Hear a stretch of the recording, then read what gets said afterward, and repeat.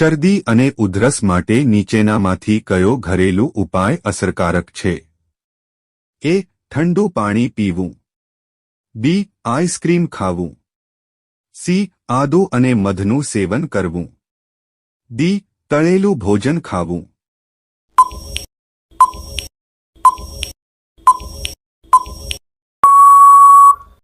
જવાબ સી. આદુ અને મધનું સેવન કરવું. એસિડિટીથી રાહત મેળવવા માટે નીચેનામાંથી કયો ઘરેલું ઉપાય શ્રેષ્ઠ છે? એ. કોફી પીવી. બી. તીખું ભોજન ખાવું. સી. ઠંડુ દૂધ પીવું. ડી. Soda PV.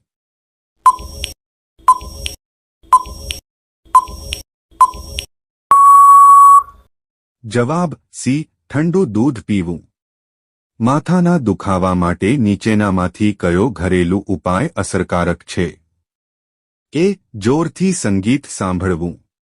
બી. તડકામાં ફરવું. સી. લવિંગના તેલથી માલિશ કરવી.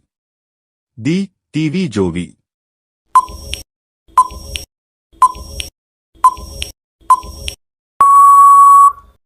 જવાબ સી. લવિંગના તેલથી માલિશ કરવી. ઊંઘ ન આવવાની સમસ્યા માટે નીચેનામાંથી કયો ઘરેલું ઉપાય મદદરૂપ છે? એ. રાત્રે ચા પીવી. બી. દિવસ દરમિયાન સૂવું. સી. સૂતા પહેલા ગરમ દૂધ પીવું. ડી. મોબાઈલ ફોનનો ઉપયોગ કરવો.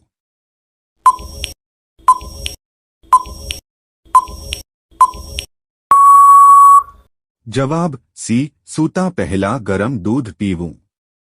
ત્વચા પરના ખીલ દૂર કરવા માટે નીચેનામાંથી કયો ઘરેલું ઉપાય અસરકારક છે? એ. વારંવાર ચહેરો ધોવો. બી. તીખા મસાલા ખાવા. સી. લીમડાના પાનનો લેપ લગાવવો. ડી. મેકઅપનો વધુ ઉપયોગ કરવો.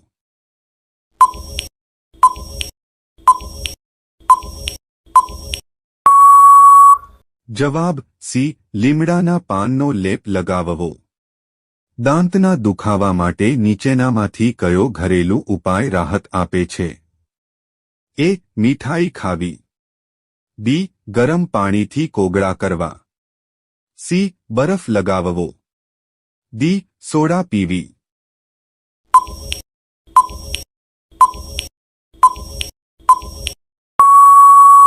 જવાબ બી. ગરમ પાણીથી કોગળા કરવા. પેટમાં ગેસની સમસ્યા માટે નીચેનામાંથી કયો ઘરેલું ઉપાય અસરકારક છે? એ. તળેલું ભોજન ખાવું. બી. ઠંડુ પાણી પીવું. સી. અજમાનું સેવન કરવું. ડી. દૂધ પીવું.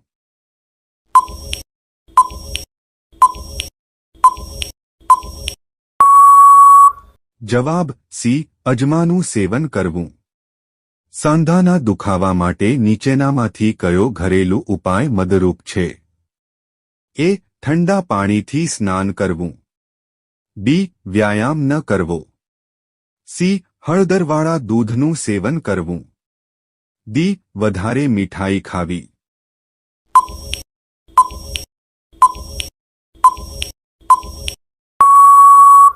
જવાબ સી. હળદરવાળા દૂધનું સેવન કરવું.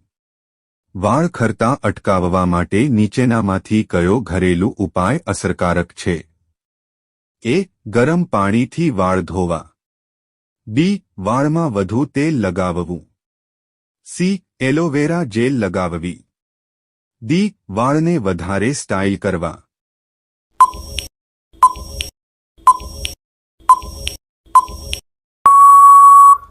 જવાબ સી. એલોવેરા જેલ લગાવવી. ઝાડાથી રાહત મેળવવા માટે નીચેનામાંથી કયો ઘરેલું ઉપાય શ્રેષ્ઠ છે? એ. દૂધ પીવું. બી. ભારે ભોજન ખાવું. સી. દહીં અને કેળાનું સેવન કરવું. ડી. ચા પીવી.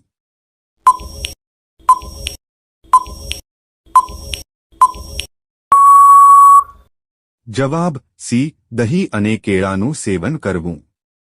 આ ઘરેલું ઉપાયો સામાન્ય સમસ્યાઓ માટે છે.